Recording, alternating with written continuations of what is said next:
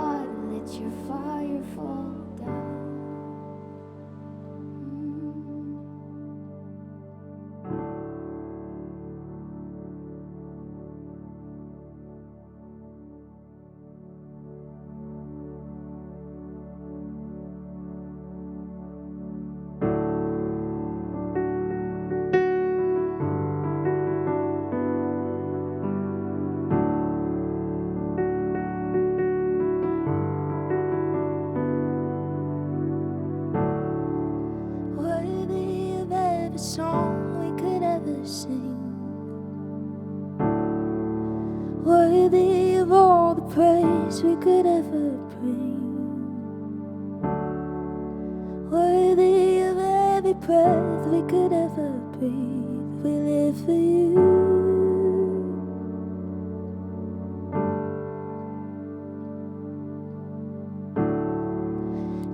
Jesus, the name above every other name.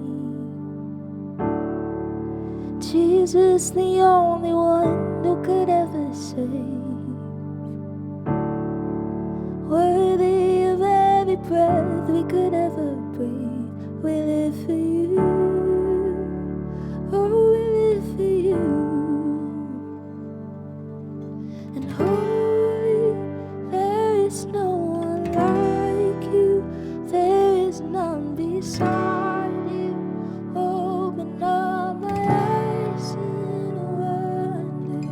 Show me who you are and fill me with your heart and lead me in your love to those around me.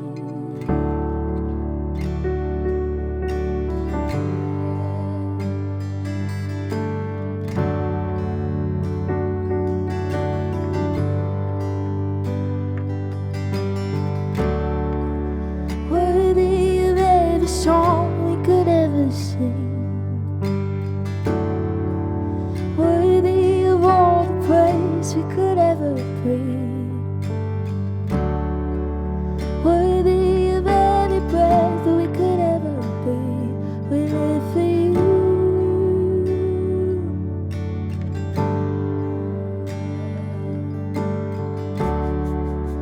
Jesus, the name above every other name. Jesus, the only one who could ever save. Worthy of every breath that we could ever breathe. We live for you. Oh, we live for you. And holy, there is no one like you. There is none beside you. Open up my eyes in wonder. Show me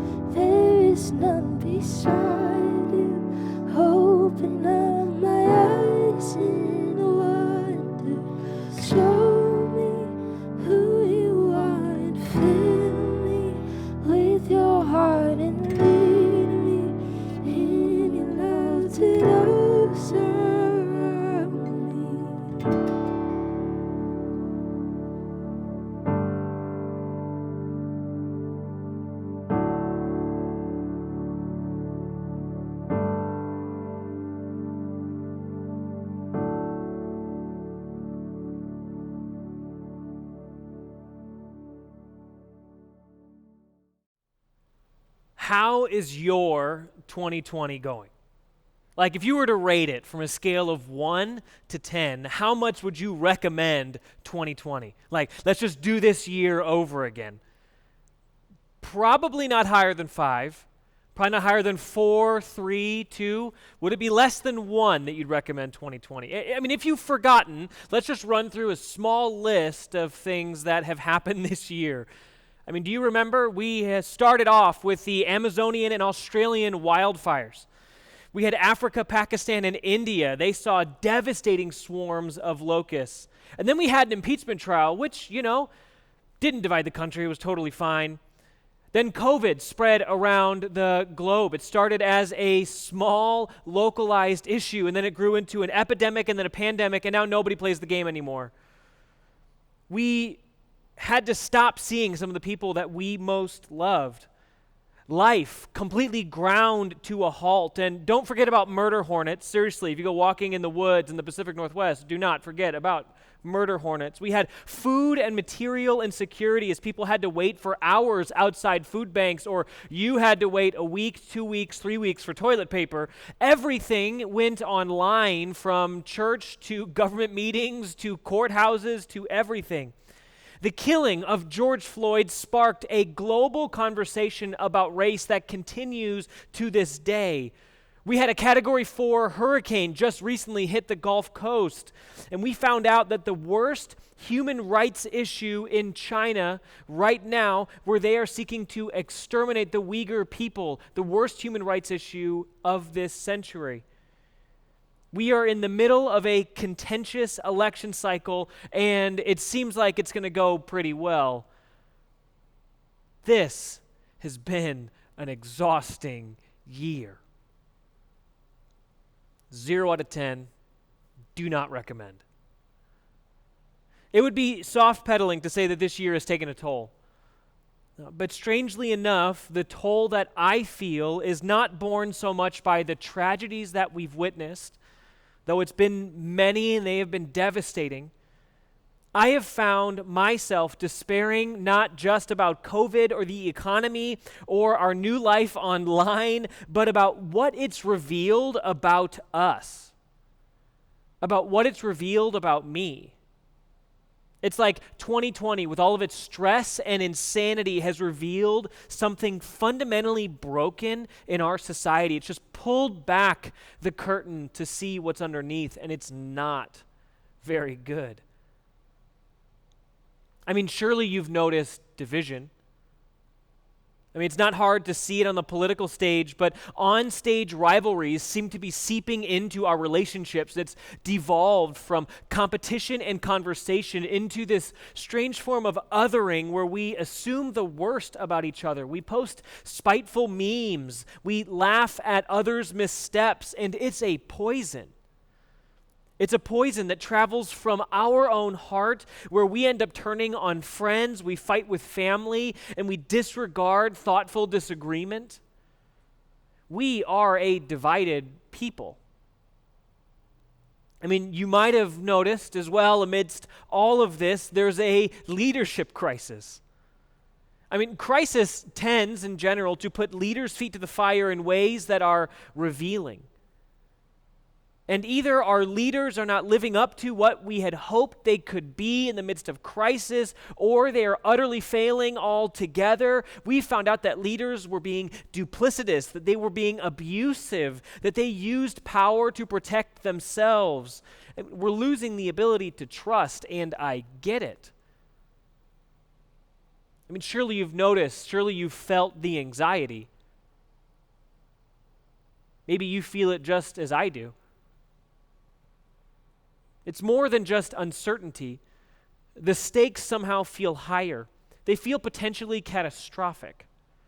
And collectively, it's like our bodies are all in overdrive. We're reacting and overreacting and reacting and overreacting to every single thing. And our amygdala is firing all the time with fight, flight, or freeze. We are doom scrolling, rage posting, sarcastic, and caustic. It's not just you. It's everywhere. In the words of family systems therapist and Jewish rabbi Edwin Friedman, he says, we are a chronically anxious people. He noticed this when working with families and family systems, but eventually he found out that this was true in Western society as a whole, that not just families, but that Western society was chronically anxious, that we are advancing economically and technologically, but we are regressing emotionally and relationally. So as a Western society, we are making incredible innovations with the iPhone and iPad and everything with Amazon and online, but everything in us, our relationships and our own emotional life, it is regressing. Our emotional life is not keeping pace with the rate of our technological advancements. So he described an endless cycle wherein reactivity, which he describes as the vicious cycle of intense reactions of each member to events and to one another, where reactivity leads to herding, which is a process through which the forces for togetherness triumph over the forces for individuality, and they move to, here's the key, they move to adapt to the least mature members of the group. Now, that leads to blame displacement, which is an emotional state in which family members focus on forces that have victimized them rather than taking responsibility for their own being and destiny, which leads to a quick fix mentality, or as he says, it's a low threshold for pain that constantly seeks symptom relief rather than fundamental change. And at the center, you have a lack of well-differentiated leadership.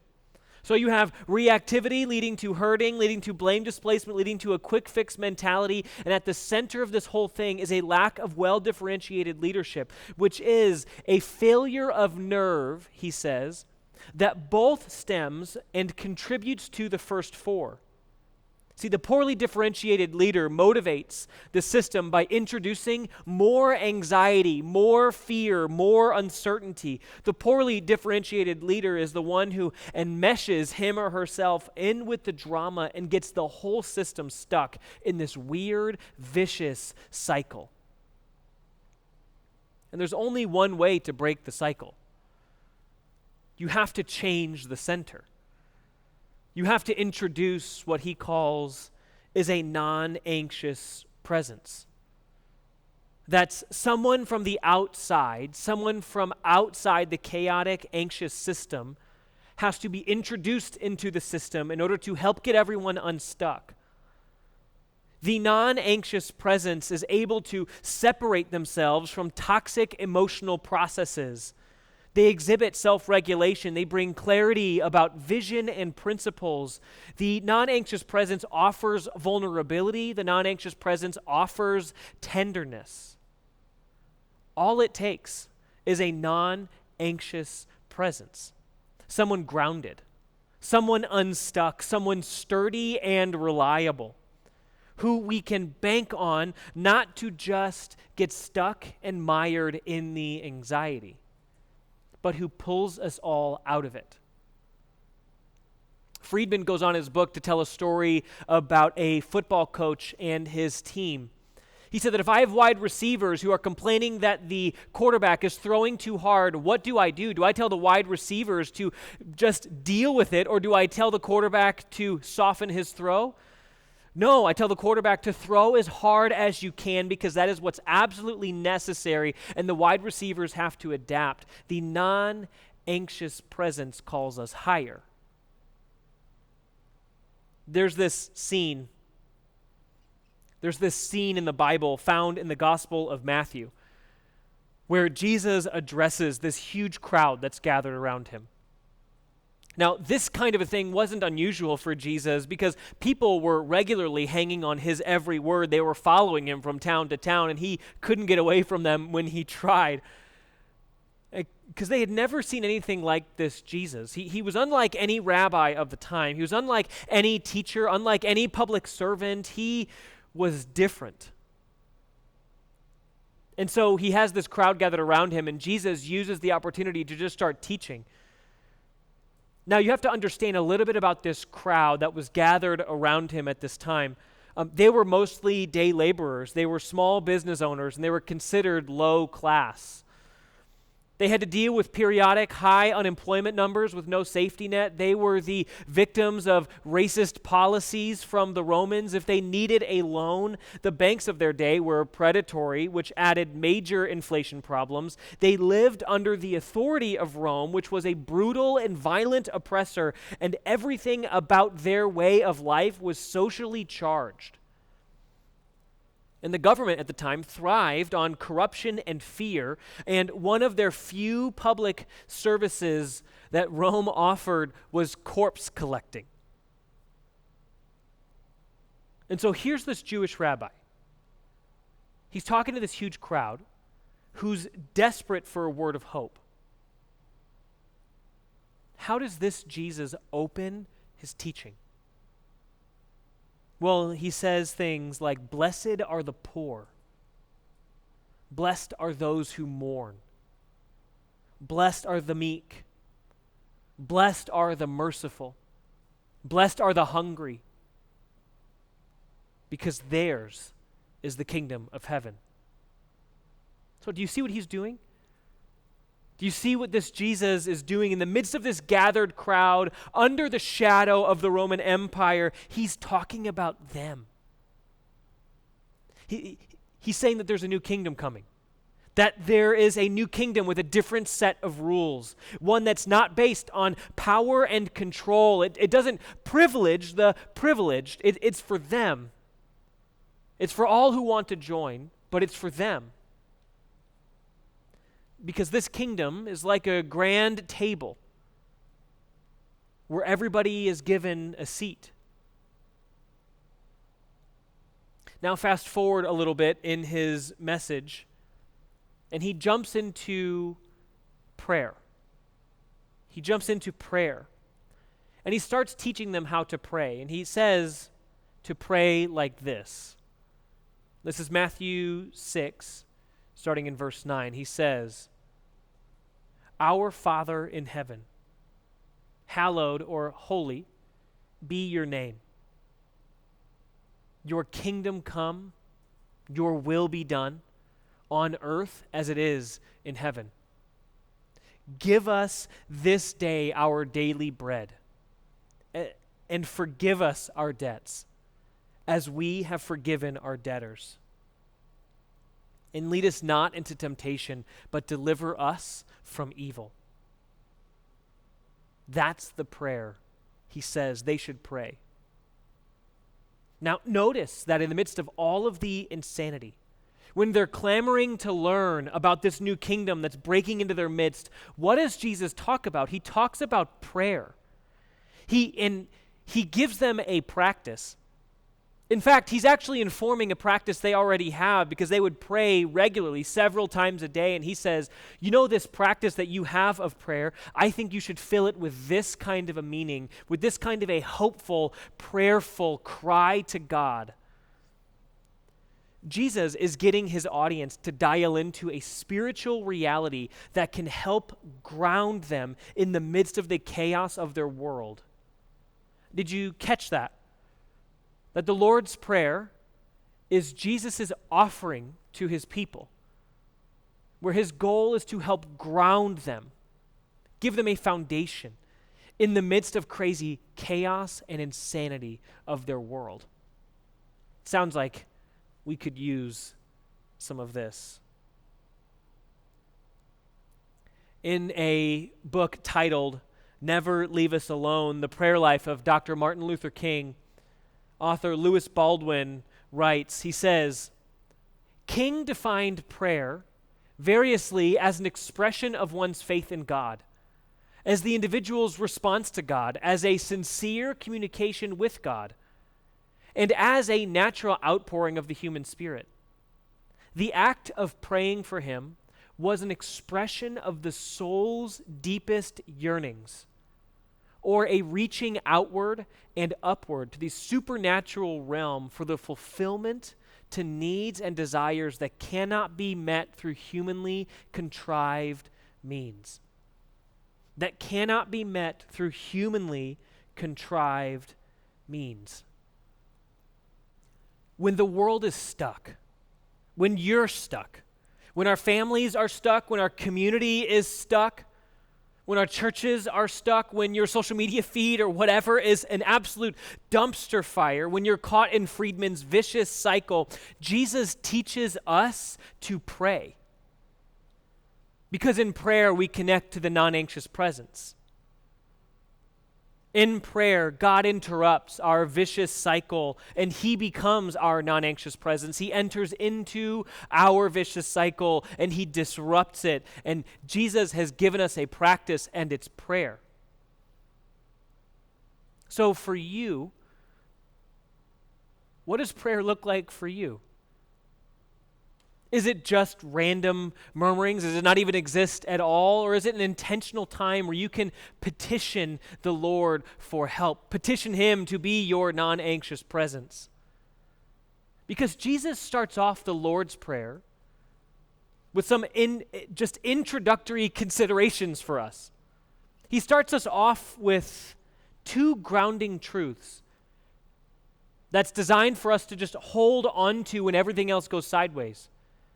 And you see it in Matthew 6:9, where he says, "Our Father in heaven, holy or hallowed be your name." So Jesus gives us the first handle. When everything goes sideways, when it's all chaos, when we can't figure out what's going on, we don't know right from up and left from right and all of that, Jesus tells us that the very first thing we need to know, the very thing we can claim first in our prayers,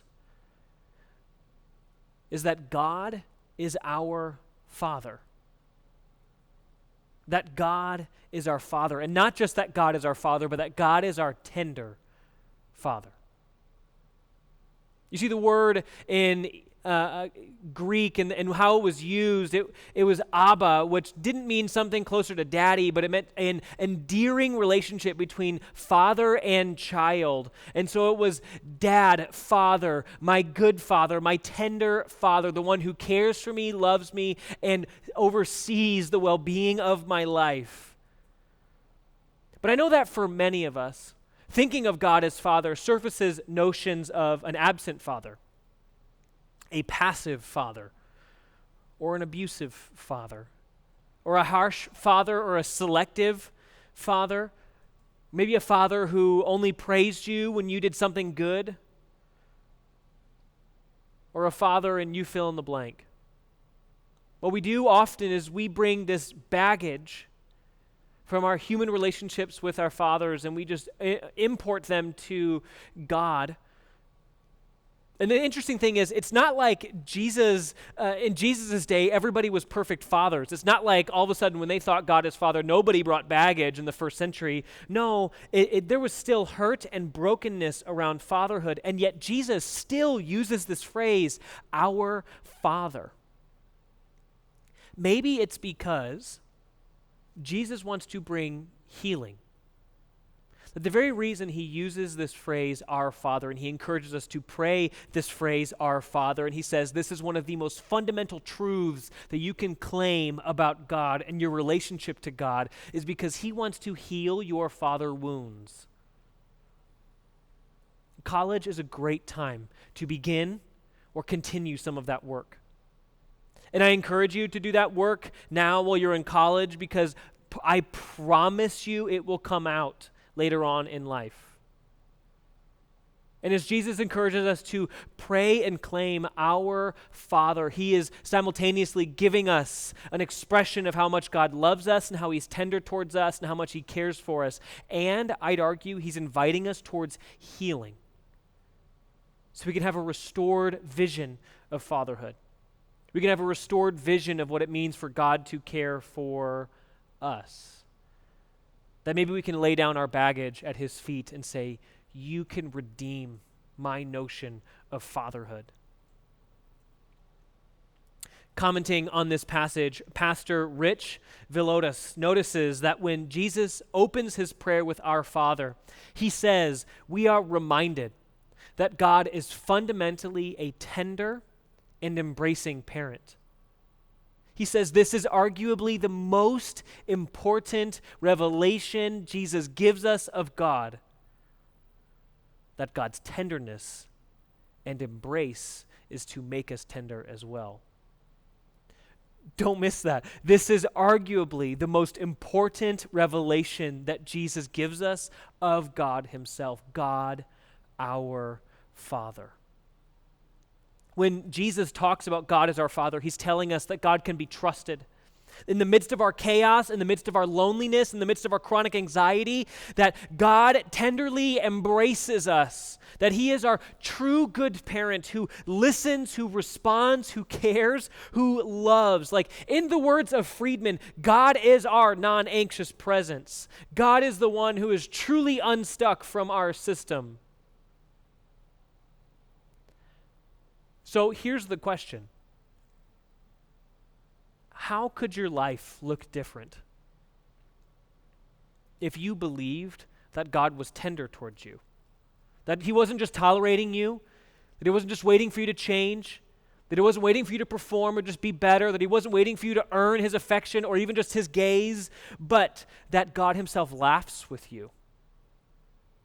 That the most fundamental expression of God is love, that he delights in you, that he smiles at you, that he sings songs over you, that he sits with your problems. He just sits with you, just you, as you are, you being you. Yeah, but what about all those hypocritical Christians? They kind of turn me off to this whole God as Father thing, or just God thing in general. And I get it. But could it be that the tenderness of God towards even those hypocritical people is proof that he'll always be tender towards you, even when you're a bit hypocritical? It doesn't seem to disprove the fact that God could be this tender Father, but maybe it actually further proves his goodness, his care, his love, his grace. God is our Father. The second thing that Jesus encourages us to claim right out the gate with this Lord's Prayer is he says, "Holy be your name." Holy be your name. And again, Rich Velotis helps us here when he says, there is no name, country, leader, ideology, etc., that we deem sacred and holy, but God's name alone.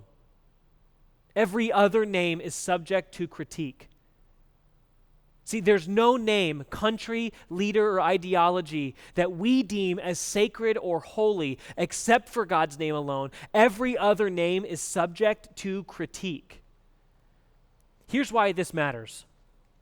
Because this is a foundation for us. Every other organization, political party, cause, job wants your full allegiance. They probably want your money, but they want your full allegiance, your time, attention, your influence, whatever. They want to inundate you with news, information, or specials. They want to keep your attention for as long as possible, so they'll keep amping up the content that they'll be sending you so that you'll stay and keep scrolling like, oh, that's interesting, that's weird. They want your attention for as long as possible, and they don't care what you're looking at on their site or platform or whatever, as long as it's theirs. But God's name alone is holy. His name alone is sacred.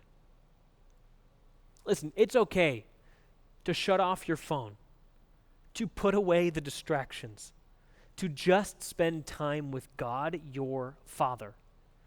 It's okay to pull away from social activity and the news and your friends at times, and connect with the Father who's tender towards you. In fact, to say it stronger, it's necessary. Okay, say it again, stronger. You need to do this. You need to have a time where you put your phone away. The Bible calls this Sabbath. And also, as a part of this, you need to sleep. Your brain literally shuts down when you don't sleep. So sleep. You need to sleep and you need to put your phone away. Do both of those things and just claim that it's spiritual and all that good stuff. So anyway, let's return again to Lewis Baldwin and his conversation about Dr. King. will notice this. He said prayer was King's secret weapon in the civil rights movement. In no uncertain terms, he affirmed both openly and in subtle ways the indispensable relationship between the activity of praying and the quest for greater rights and freedoms.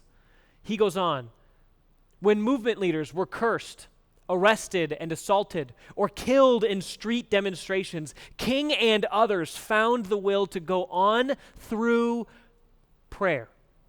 King really believed that under the power of prayer, no force of evil, however great and menacing, could destroy the forward march toward freedom, justice, and peace. This incurable optimism and hope that King brought to the movement stemmed first and foremost from his unwavering faith in the power and efficacy of prayer. Reverend Dr. King knew the power of prayer. He knew the truth that God is his Father and his name alone deserves full allegiance. So if there are forces that do not encourage, that do not foster freedom and justice, he would fight against it in the name of Christian freedom, in the name of Christian justice. It fueled his ministry. It had the forward march toward freedom, justice, and peace. May we be the kind of people who pray this every morning. In fact, I challenge you for the next 4 weeks to make this your habit as we make our way through this series. Instead of waking up and grumbling, well, what's next? What do I have to do next? Let's be the kind of people who break free from the vicious cycle and connect to Jesus as our true, non-anxious presence, rooted in the truth that God is our tender Father and his name alone deserves our full allegiance. I'll close with a rewritten version of the Lord's Prayer by Dallas Willard. He says, "Dear Father, always near us, may your name be treasured and loved. May your rule be completed in us. May your will be done here on earth in just the way it is done in heaven. Give us today the things that we need today. And forgive us our sins and impositions on you, as we are forgiving all who in any way offended us. Please don't put us through trials, but deliver us from everything bad. Because you are the one in charge, and you have all the power, and the glory is yours too forever, which is just the way we want it. Amen.